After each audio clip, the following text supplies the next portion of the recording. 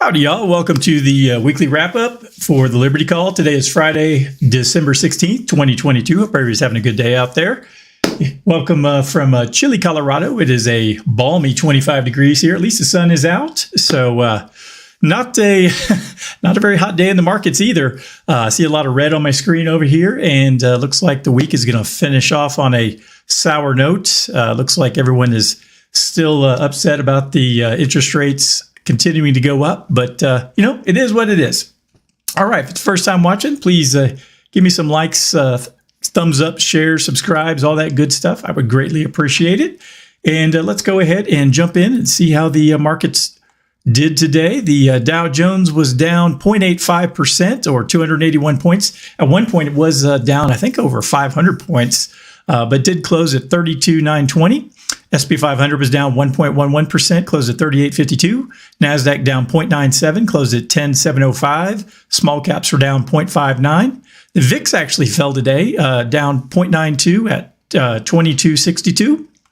Canada was down 0.8. Brazil was down 0.95. Mexico actually was the lone green here in the Americas, up 0.48.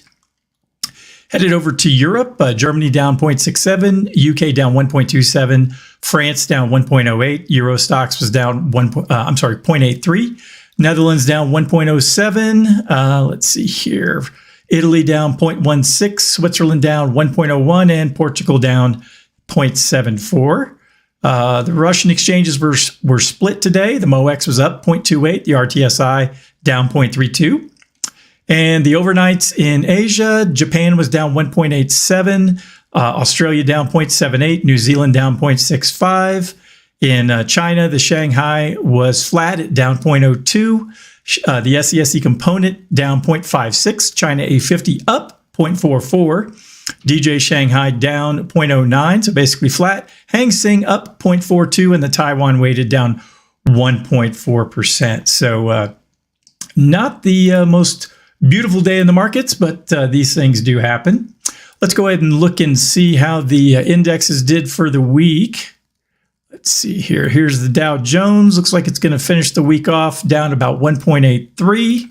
The S&P 500. It's going to finish the week off down about 2.25. Let's see here. NASDAQ. Looks like it's going to finish the week off down 2.88. The Dow Utilities will finish the week down 1.46. And the Dow Transports finishes the week off down 0.58. So it looks like that one was the best out of all of them for the week. Let's go ahead and take a pull back and look and see the longer term trend again. This is starting here at the beginning of the year. This trend line has been showing us the points of resistance here on these now 3 occasions where the markets rallied over, a month or two and really lost a lot of steam. And we can see that I know I predicted or guesstimated a few weeks ago that we'd probably bounce off of this line, and which we have actually done. So, that looks like we're probably going to finish the year off on a sour note, but, it was to be expected with everything else that's going on in the economy right now. So, all right, well, let's go ahead and dive into the economic data that came out this week. So let's go ahead and bring that up on the screen. Initial jobless claims this week came in at 211,000. The forecast was 230, so pretty good there. Continuing claims were at 1.671 million, right on forecast. Went up by 1,000 from last week's number. The consumer price index year over year came in at a 7.1 number. The forecast was a 7.3. And I think, that's what early in the week was giving people a lot of hope. Hey, the consumer price index, looks like it's coming down. Things are looking better. But, again, Jay Powell at the Fed really squashed a lot of those dreams. Retail sales month over month came in at a negative 0.6. The forecast was a negative 0.1. So, quite a bit under forecast there. Industrial production month over month came in at a negative 0.2. The forecast was actually a positive 0.1. So, a bit off there too. And the, let's see here, the Composite Purchasing Managers Index came in at a 44.6. Forecast was a 47. So again, quite a bit below forecast. And if we can see here, the trend has been trending down for quite a while now. So not necessarily the best news there. So, all righty. Well, let's go ahead and read through today's market recap, see what they had to say. Stocks are falling on recession fears as Santa rally hopes fade. U.S. stocks were falling as fears about a possible recession threatened to kill any Santa Claus rally. The gloomy holiday mood is being stoked by fears about the Federal Reserve's aggressive actions to stop inflation in its tracks with the help of other central banks around the world. The Bank of England and the European Central Bank joined it in saying rates would stay higher for longer.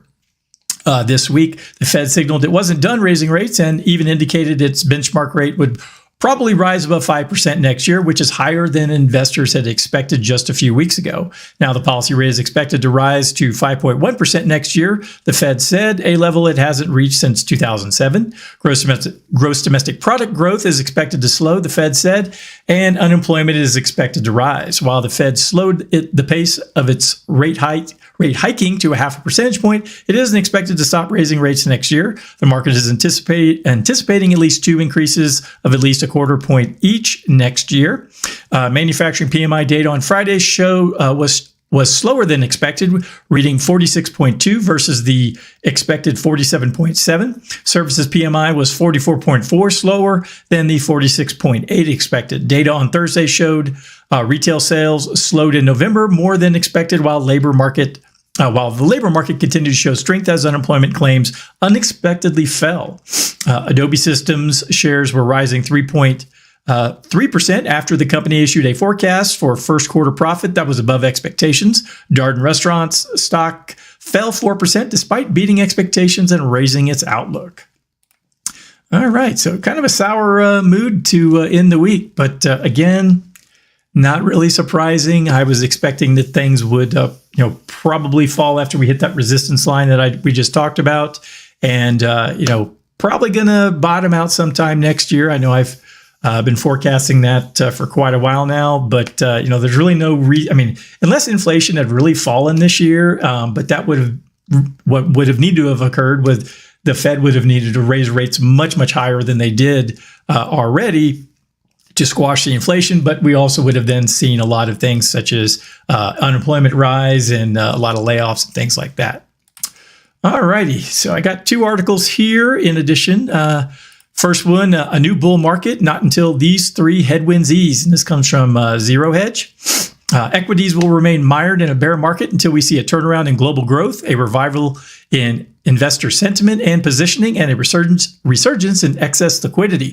Seasonally, the last quarter of the year is the best for U.S. equities, and this year, despite the misery of the bear market, if you're a long-only investor, the fourth quarter is on course to be by far the best and only positive one of the year.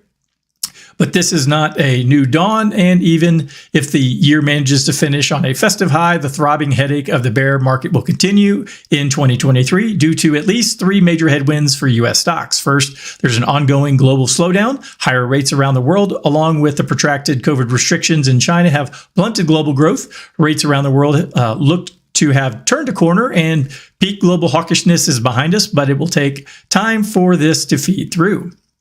Further, China, even though there is incremental easing in COVID measures, a strong immediate bounce back can't be assumed when the populace has been living in fear to a virus most of the rest of the world has adapted to with the help of effective vaccines.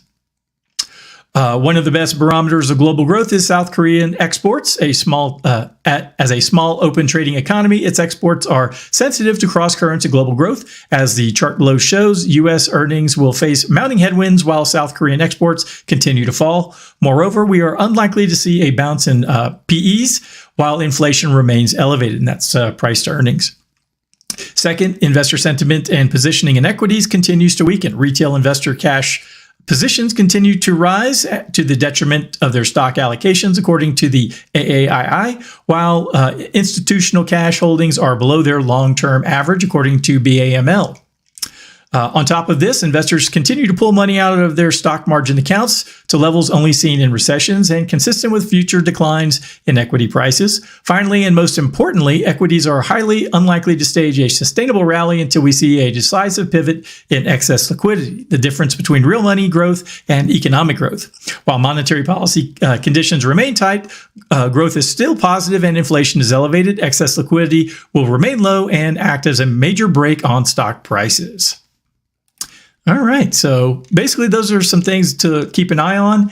And, like I said, typically the market capitulates, things, usually when there's blood in the streets and things are really terrible at the bottom of the market, that's when you really want to start looking at, evaluating your portfolio to get more aggressive and take advantage of the next upswing. But until that occurs, and it's only been 11 months since we started had the last peak. Typically, it's about 18 months from top to bottom. So I'd say sometime in the first half of next year would probably be your best, guesstimate as far as, what to look for. All right. Last article here has to do with crude prices. Crude spikes after White House says it will start refilling strategic petroleum reserve, having drained more than a third of the SPR since the start of the year, helping push the price of oil to 2021 levels. And with the midterm elections now history, moments ago, the White House announced it would begin unwinding its politically motivated drainage of the U.S. emergency reserve and will start replenishing the nation's emergency oil reserve, starting with a 3 million barrel purchase of crude in February. Much more buying lies ahead. Quote, this repurchase is an opportunity to secure a good deal for American taxpayers by repurchasing oil at a lower price than the 96 per barrel average it was sold for, as well as to strengthen energy security, end quote, the Energy Department said in a notice Friday announcing the plan. Well, it probably should have bought a lot more oil when oil was super, super cheap, but hey, that is what it is. The Biden administration previously laid out a plan to repurchase oil for the approximately 700 million barrel strong reserve when the crude price of crude hit around $70 a barrel. The purchases are being made using a new rule tweak that allows the Energy Department to buy oil using fixed price contracts. Previously, the DOE could enter into contracts for future delivery, but the price paid reflected prices at the time the product was delivered. In addition, the DOE said that it will simultaneously provide roughly 2 million barrel in crude oil to meet emergency supply needs caused by the shutdown of the TC Energy Corp's Keystone Pipeline. In exchange, an entity, often a refiner, borrows some of the SPR for a brief period due to extreme circumstances and later replaces it in full along with a premium of an additional amount of oil, according to the agency's website. Naturally, the price of oil spiked, having earlier traded at the lowest price since December 2021 and now set a true bottom. And with China demand about to be unleashed, now that COVID zero is a thing of the past, it's uphill from here. So I guess what they're saying here is that they expect the price of oil to probably start climbing back up in the near term, at least in when the government starts buying more oil in February, and we'll see what happens. If we have an exceptionally cold winter, that could push prices up. But we shall see what happens around the quarter. So, all right, well, that's everything I had for today. If anyone needs anything from me, please go to dsafinancialgroup.com. And hope everyone has a fantastic weekend. And I'll talk to you guys next time. Adios.